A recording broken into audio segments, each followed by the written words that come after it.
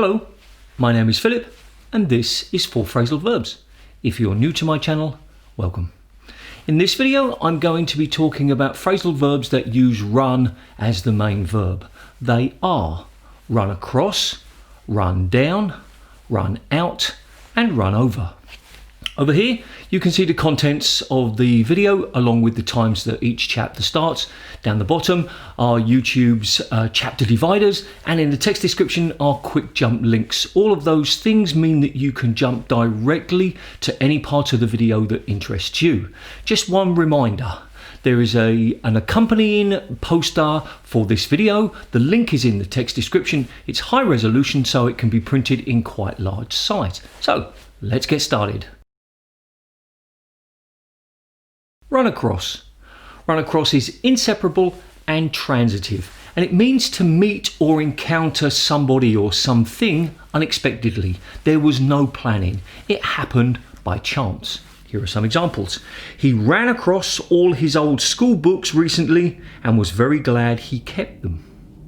You'll never guess who I ran across in the supermarket today. Your old neighbour, Jack. So in the first one, it's the idea that they found those things without even looking for them. And in the second one, they were just in the supermarket and suddenly they met Jack, this person's old neighbour. Run down. Run down is separable and transitive, and it means to say negative things about somebody or something, to disparage somebody. Here are some examples. Poor Jack. His boss is always running him down in front of his colleagues. Sally finds it very embarrassing when her best friend runs down their other friends. So both examples are the idea of people saying bad things about other people with Jack, or in this case Jack and Sally, in front of them. So that's what it means, to say bad things about somebody. Run out. Run out is inseparable and intransitive. Although it does have other meanings, those other meanings might be transitive. And it means to use all of something so that there's none left. The photocopier has stopped. The paper has run out. The photocopy has stopped. It has run out of paper. Now in this context, normally when you talk about what you have used, you use of. Run over. Run over is separable and transitive, and it means to hit or collide with somebody or something. Now with the word over gives the impression of on top, but we don't have to have that literal meaning. It could just be hitting somebody. So here's some examples. Yesterday, Sally ran over a cat while riding her bike. Did you hear? Jack was run over by a car outside his house. He was lucky though. He only had his leg broken. So both of those examples are somebody in a vehicle, a bike or a car, hitting somebody else. Now, it does have other meanings, and those other meanings will be discussed in other videos. Okay, it's time for the real world examples, and as in the previous few videos, I've been using Twitter. I'll be using Twitter here. They will come in random order so we can see them in real world situations. And the first one is from Gina Spadafori. The interview by Molly Youngfast of Dr. Rick Bright was powerful and important. It's one of the best examples I've ever run across of explaining complex concepts in ways most all can understand. So it means that this person found this interview by accident. She wasn't looking for it, she just ran across it by accident. All right, next one is from Patrick Henderson. So, me and the family trick-or-treating and run across this awesome sign.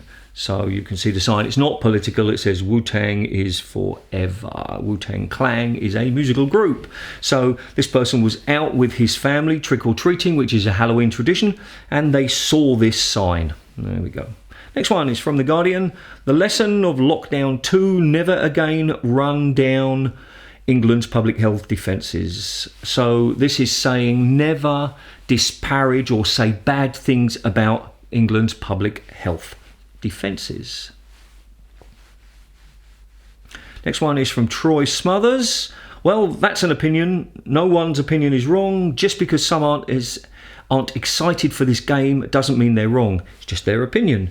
You shouldn't run down another person's opinion just because you don't share it. So again, he's saying you shouldn't say bad things about somebody else's opinion just because that opinion is different from yours. All right, this is from the New Hare and Hounds Hipper Home, which is a bar or a restaurant. And as you can see, I've removed the telephone number so that there's no sort of legal problems. All right, afternoon tea at the Hayton Hounds. It's a limited offer, so hurry and order yours soon before we run out. So, meaning before we have sold all of those cakes and teas and things. So, just before that they've all been sold.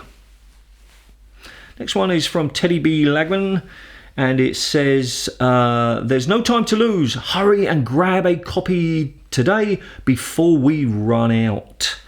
So again, it's exactly the same example. Now, I don't know what this is. I think it's a cookbook, and he's basically saying, quick, if you're not going to contact us quickly, by the time you do, you might find that we've sold all of our cookbooks or recipes or whatever he's selling. All right, and then this is Mongrel's Trails. Someone around here remembers Dumbo, the angel who was run over and had to be operated on to save him. Not going to read the rest of the quote. Again, I've blurred out this person's face. So this is dog. This dog is called Dumbo because he's got very big ears. This was a 1941 Disney movie about an elephant with very big ears. And the context is the dog was run over. It was hit by, I presume, a car. All right, next one is from Mel.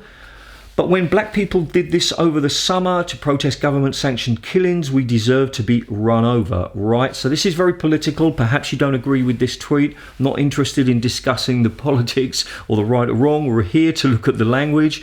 And this is a tweet about people on a bridge in New York blocking it. And she's, saying, well, basically, last time that, black people did this, they were told that the protesters should be run over, which is hit by the car. Of course, that's not right at all. Nobody should ever be run over. And those were the real world examples from Twitter. So it's on to the quiz. And remember, I highly recommend doing the quiz multiple times, 1 week after you've completed this full video, 1 month, and then 3 months. And that should be enough for you to remember nearly all of those phrasal verbs completely for a very long time.